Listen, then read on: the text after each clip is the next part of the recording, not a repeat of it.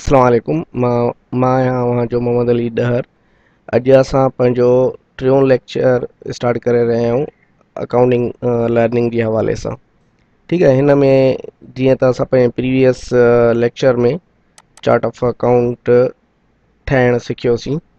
Chart of account कीअं ठहंदो आहे अॼु ऐं उन जे अंदरि असां असेट्स या चार्ट क्रिएट करण जे हवाले सां सिखियासीं।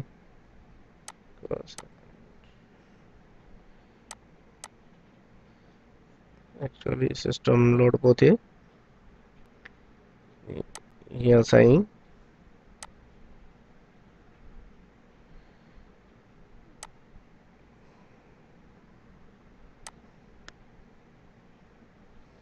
फाइल खुली हुई चार्ट ऑफ अकाउंट जे हवाले सां। जीअं त तव्हां सभिनी खे यादि हूंदो त प्रीवियस वीडियो जे अंदरि असां सिखियोसीं असेट्स जे हवाले सां। त सभ खां पहिरियां जेको आहे सो चार्ट क्रिएट करण वक़्तु असां टॉप कैटेगरीअ में अकाउंट क्रिएट कंदासीं asset, main heading as a asset. उन असेट जे अंदरि जेको आहे सो ॿ असेट्स हूंदा आहिनि, हिकिड़ो करंट असेट, ॿियो नन करंट असेट। करंट असेट्स जो असां ॿीहर हिकिड़ी बार वरी फास्टली रिव्यू करे पिया वञूं त उन जे अंदरि जेको आहे सो कैश ऑन हैंड, मतिलबु जेको कैश क्विकली जेको आहे सो चेंजेबल हुजे या तव्हांजे हथ में हुजे। ठीकु आहे, उन जे अंदरि जेके असां वटि डिफरेंट जेकॾहिं ऑर्गेनाइज़ेशन कंपनी वॾी हूंदी आहे त उन में हिक खां जेको आहे सो 5-6 ॼणा कैशियर हूंदा आहिनि। उन्हनि जे हथ में जेको कैश आहे उन्हनि जे नाले सां असां असाइन कंदासीं एज़ अ पिटी कैश। ठीकु आहे, त उहे अकाउंट्स तव्हां क्रिएट कंदव। उहो तव्हांजो करंट असेट जी फील्ड हूंदी ऐं उहा तव्हांजे बैलेंस शीट में अपीयर थींदी। ठीकु आहे, उन खां बाद में बैंक में डिफरेंट बैंक्स जा अकाउंट्स तव्हां क्रिएट कंदा। जेतिरियूं तव्हांजी कंपनी ऑर्गेनाइज़ेशन जूं बैंक्स आहिनि उहे तव्हां उन जो अकाउंट्स क्रिएट कंदा। जीअं मूं वटि हिते बैंक अल जज़ीरा आहे, नेशनल कमर्शियल बैंक आहे। ठीकु, financial assets held for the trading security.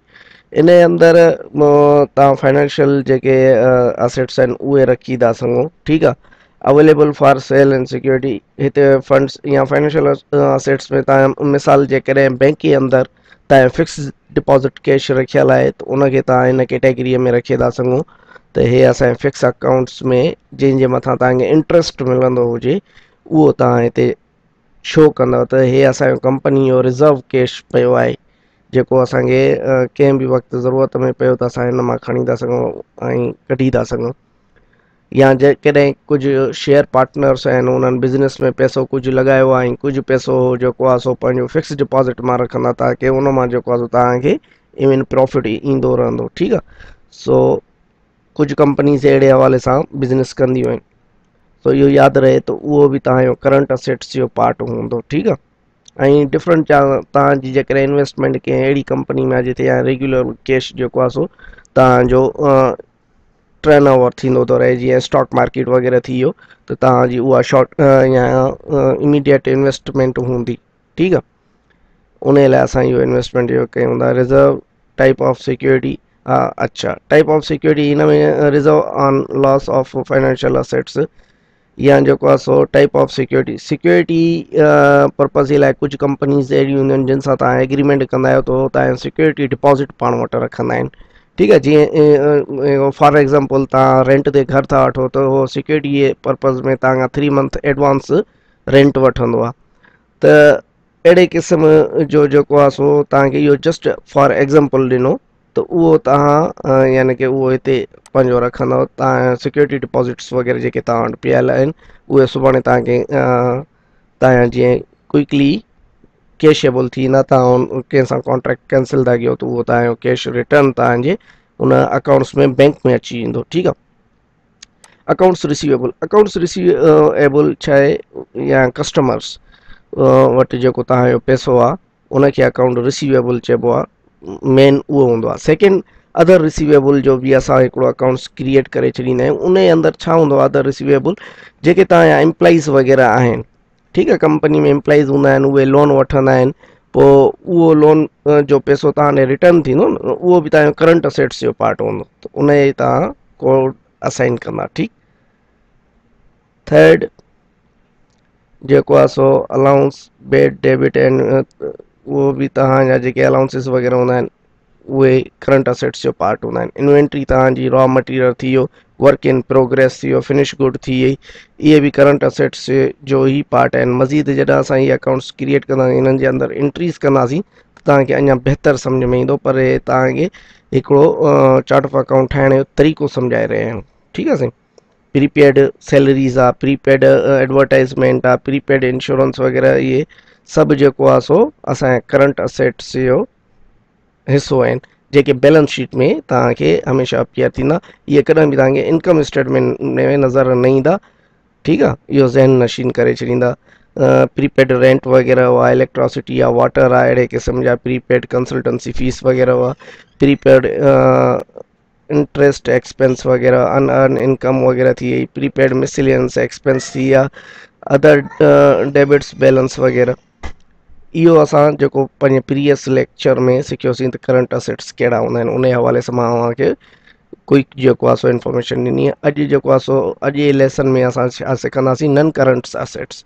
नन करंट असेट्स या लॉन्ग टर्म असेट्स, इन खे ॿ चइबो आहे, ॿिनि क़िस्म जो तव्हां हिन खे नालो को बि नालो ॾेई था सघूं, या त नन करंट असेट्स या लॉन्ग टर्म असेट्स। उहे छा हूंदा आहिनि? Long term assets accounts notes receivable, long term assets receivable, इहे हिकिड़े क़िस्म टाइप्स असां हिन में डिफाइन कयल आहिनि डिफरेंट काइंड्स ऑफ बिज़नेस जे हवाले सां। इन्वेस्टमेंट जेका तव्हांजी लॉन्ग टर्म जे लाइ किथे, यानी कि इन्वेस्टमेंट थियल आहे, कंहिं कंपनीअ में इन्वेस्टमेंट थियल आहे ऐं ईयरली तव्हांखे उनजो डिविडेंड्स वग़ैरह अचे थो, त उनखे तव्हां लॉन्ग टर्म असेट्स में मेंशन कंदा, उनखे शो कंदा। नेम ऑफ द इन्वेस्टमेंट प्रॉपर्टीज़ वग़ैरह, तव्हांजी का प्रॉपर्टी वरितल आहे, उन में जेको सो तव्हांखे उनजो सुभाणे तव्हां उहा सेल आउट कंदव, त उहो तव्हां वटि पैसो ईंदो, हिकिड़ो लॉन्ग टर्म, या चो इमीडिएट तव्हां उहा सेल नथा करे सघूं, सो इन लाइ उनखे असां लॉन्ग टर्म असेट्स या नन करंट असेट्स में काउंट कंदा आहियूं। Property, plant and equipments, fix assets, इहे सभु जेको आहे सो पार्ट आहिनि तव्हांजा नन करंट असेट्स।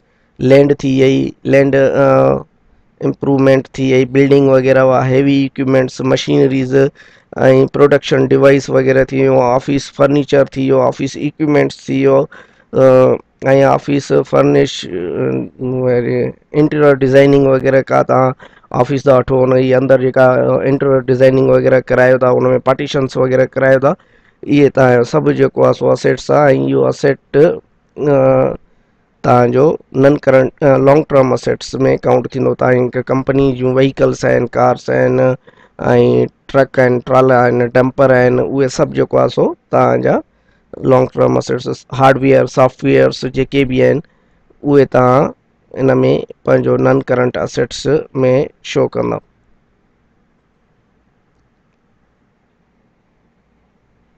ठीकु। उन खां अलावा capital work in progress, capital work in progress.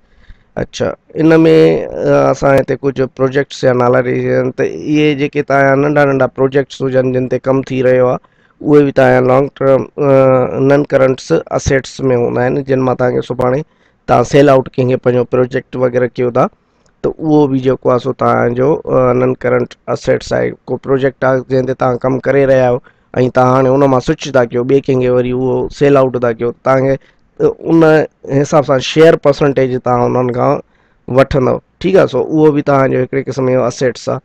इंटेजिबल assets, इन जे बारे में असां मज़ीद अॻिते हली अञा पढ़ंदासीं त इंटेजिबल असेट्स कहिड़ा हूंदा आहिनि। गुडविल वग़ैरह थी वई, ऐं पेशेंट्स थी वियो, ट्रेडमार्क। ट्रेडमार्क हे जेके टे चारि शयूं आहिनि, इन्हनि जे बारे में अॻिते हली असां पढ़ंदासीं, छो तव्हांखे इहे हींअर शायदि एतिरियूं डीप में सम्झ में न ईंदियूं। ठीकु आहे। ट्रेडमार्क त तव्हां तक़रीबन ॿुधियो हूंदो, जेको कंपनी जो को लोगो रजिस्टर करायो वञिबो आहे, उनखे बि ट्रेडमार्क चइबो आहे। ट्रेडमार्क यानी कि हिकिड़े क़िस्म जो जीअं कोक जी ब्रांड आहे, तव्हां पंहिंजी कंट्रीअ में उन जी ब्रांड जो नालो जेको आहे सो उन जी तव्हां कंपनी खोलियो था, हाणे ऑनर त तव्हां आहियो, पर उनजो जेको आहे कुझु परसेंटेज उन्हनि खे ॾिनी वेंदो आहे हर शइ, त तव्हां उहा जेको पंहिंजी कंट्री तव्हां उहो राइट्स ॿिए कंहिंखे न ॾींदो, उहो हिकिड़ो तव्हांखे ई स्पेसिफिक तव्हां ई माण्हू हूंदव। सो अहिड़े हिसाब सां उहे ट्रेड मार्क्स वग़ैरह हूंदा आहिनि, त उन जे हवाले सां इहो ॾिनल आहे। ठीकु आहे। डिफर्ड चार्जिस वग़ैरह, प्रीमियर ईयर एक्सपेंसिस वग़ैरह उहे छा हूंदा आहिनि, असां हिकिड़ो लॉन्ग टर्म असेट्स में हिनखे शो करे ॾींदा आहियूं, जीअं यानी कि कार वग़ैरह एक्सपेंस आहिनि, हार्डवेयर वग़ैरह, अहिड़े हिसाब सां हे बि असांजो असेट्स आहिनि लॉन्ग टर्म। अहिड़े हिसाब सां असांजो premier year expense, establishment cost, यानी कि जेॾी महिल तव्हां हिकिड़ी का बि कंपनी नंढड़ी खोलींदा आहियो त उनमें नंढा नंढा जेके एक्सपेंस थींदा आहिनि उन्हनि खे मिलाए करे हिकिड़ो अमाउंट, हेवी अमाउंट थी वेंदो आहे, 2-3 लख ई जे अंदरि। मिसाल 4-5 लख 6 लख थी वियो, त असां इमीडिएट उनखे एज़ अ एक्सपेंस बुक न कंदासीं, उनखे असां जेको आहे सो 4 साल 3 साल 5 साल जे अंदरि उनखे जेको आहे सो ख़तमु कंदासीं, ऐं उनखे असां प्रीमियर ईयर एक्सपेंस जे अंदरि बुक करे पोइ उन ई असां जेको आहे सो डिप्रीसिएशन कंदा रहंदासीं, ऐं उनखे असां उन जे ज़रिए जेको आहे सो मंथली चार्ज कंदासीं। इहो ज़हन में रखंदा। ठीकु आहे। हाणे जेको आहे सो मुंहिंजे ख़्याल में नन करंट असेट्स तव्हांखे सम्झ में अची विया हूंदा, ऐं अॼु असां लाइबिलिटी जे बारे में सिखंदासीं, थोरो कुझु न कुझु तव्हांखे करंट लाइबिलिटी जे बारे में ॿुधायूं था। बैंक बोरो, जेको बैंक सां कर्ज़ो वग़ैरह वरितो थो वञे, उनखे जेको आहे सो सुभाणे असांखे उहो वापसि करिणो आहे, त इन लाइ जेको आहे सो तव्हांखे उहो करंट लाइबिलिटीअ में उनजो अकाउंट्स क्रिएट करिणो पवंदो, ऐं इहो बि बैलेंस शीट जो ई पार्ट हूंदो आहे तव्हांजो जेको आहे सो करंट लाइबिलिटी। ठीकु आहे। लाइबिलिटीज़ जेके बि आहिनि, करंट या लॉन्ग टर्म लाइबिलिटी, इहे सभु जेको आहे सो बैलेंस शीट जो पार्ट आहिनि। इहो ज़हन नशीन करे छॾींदा ऐं पंहिंजी कॉपीअ में नोट करे छॾींदा। उन जे अंदरि जेको आहे सो notes and acceptance payable discount, हाणे जेको आहे सो असांजे पेएबल जेके जिन खां जिन खे असांखे पैसो ॾियणो आहे, ठीकु आहे, उहे असांखे जेके डिस्काउंट्स वग़ैरह ॾियनि था उनजो हिते जेको आहे सो असां अकाउंट्स क्रिएट करे छॾींदासीं।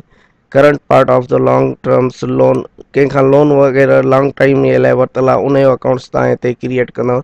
अकाउंट्स एंड अदर पेएबल, जेको आहे सो कुझु माण्हुनि खां तव्हां कर्ज़ो वरितो ऐं उन्हनि खे, या उहे बिज़नेस जो पार्ट न आहिनि, तव्हांजो बिज़नेस पार्टनर्स न आहिनि, त उन्हनि खे जेको तव्हां उन अकाउंट्स इन में अकाउंट्स एंड अदर पेएबल में उनखे शो करे छॾींदा। ठीकु आहे। अकाउंट पेएबल फॉर सप्लायर्स, हाणे इन में जेको आहे तव्हांजा डिफरेंट काइंड्स ऑफ जेके सप्लायर्स हूंदा आहिनि उन्हनि खे सुभाणे तव्हांखे पेमेंट करणी आहे, त उन जा अकाउंट्स डिफरेंट तव्हां उहे क्रिएट करे छॾींदा हिन में। ठीकु।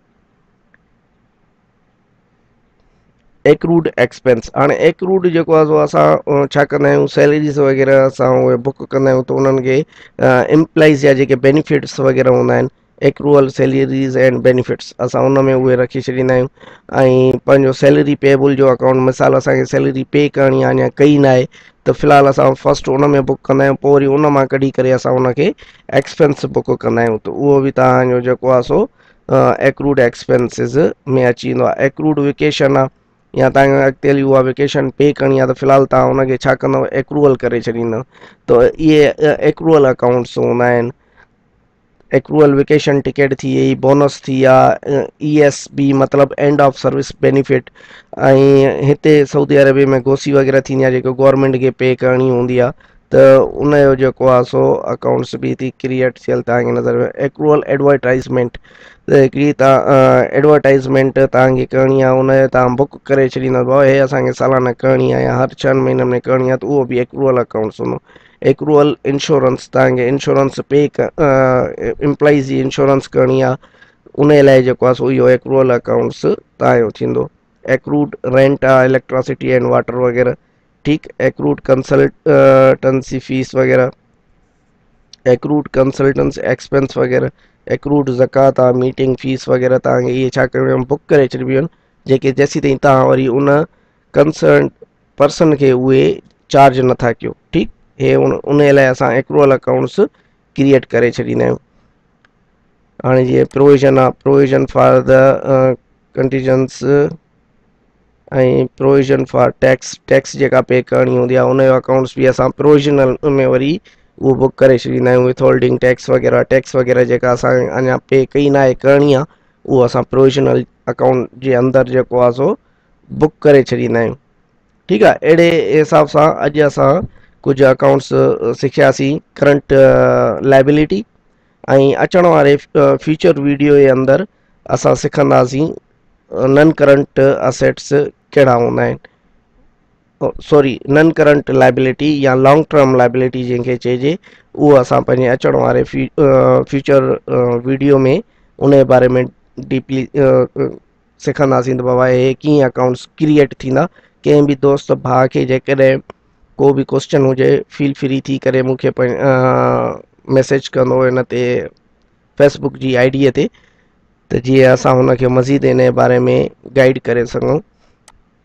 को बि क्वेश्चन हुजे, उन खां अलावा जेके ॿाहिरि असां सां टच में ईंदा पंहिंजी कंप्लीट इंफॉर्मेशन वग़ैरह मोकिलींदा, असां उन्हनि जो एक्सेल ते फॉर्मेट ठाहींदासीं ऐं उहो शेयर कंदासीं। प्लीज़ मां हर पंहिंजे वीडियो में चई रहियो आहियां तव्हां सभिनी पंहिंजे भाइरनि खे त तव्हां पंहिंजी कंप्लीट इंफॉर्मेशन माॾे मोकिलियो, ताकी मां हिकिड़ी एक्सेल ते लिस्ट ठाहियां ऐं उनखे पोइ अॻिते हली इहो असां उन जो बेनिफिट वठंदासीं त उनखे कैटेगराइज़ कंदासीं त जेके अकाउंट्स जे रिलेटेड दोस्त आहिनि ऐं जंहिं सिटीअ में रहनि था, जंहिं एरिया में लोकेशन में कंट्रीअ में रहनि था, त उहे उन्हनि सां वाबिस्ता थी सघनि, उन्हनि सां कॉन्टेक्ट करे सघनि, उन्हनि ते रीच थी सघनि, ताकी असां हिक ॿिए जी हेल्प करे सघूं।